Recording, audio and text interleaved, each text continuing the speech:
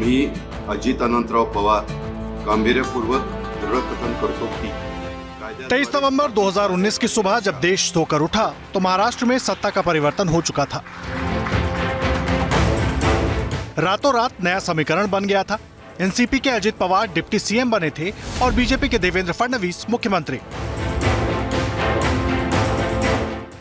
महाराष्ट्र सत्ता और सियासी परिवर्तन के सूत्रधार थे अजित पवार। नेता से लेकर समर्थक तक 64 साल के अजित पवार को दादा कहते हैं। अजित पवार के पास 41 साल का सियासी अनुभव है।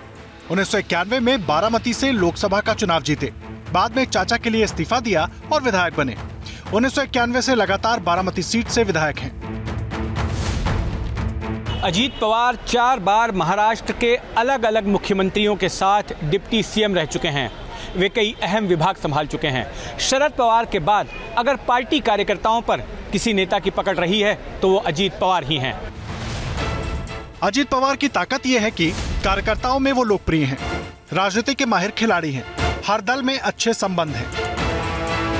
कहते हैं ना कि जितना बड़ा नाम उतना ही बड़ा विवाद। सो अजित पवार के दामन में भी दाग लगते रहे हैं। कभी सिंचाई घोटाले में नाम आया तो कभी विवादित बयानों के लिए चर्चा में रहे। ये उनकी कमजोरी मानी जाती है। अजित पवार के समर्थक अब उन्हें मुख्यमंत्री के तौर पर देखना चाहते हैं। पिछले हफ्ते ही महाराष्ट्र के अलग अलग इलाकों में अजित पवार के लिए पोस्टर लगे। माना जाता है कि एनसीपी में जो खेमा बीजेपी के साथ समझौते का पक्षधर है, उसमें अजित पवार का नाम सबसे ऊपर है। अजित पवार पिछले कई मौकों पर पीएम मोदी की तारीफ कर चुके हैं।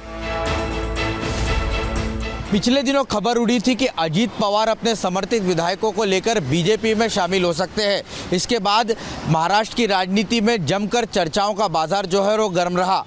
अजीत पवार ने खुद मीडिया के सामने आकर इन खबरों का खंडन किया, लेकिन राजनीति में कहा जाता है कि बिना आग के धुआं नहीं उठता।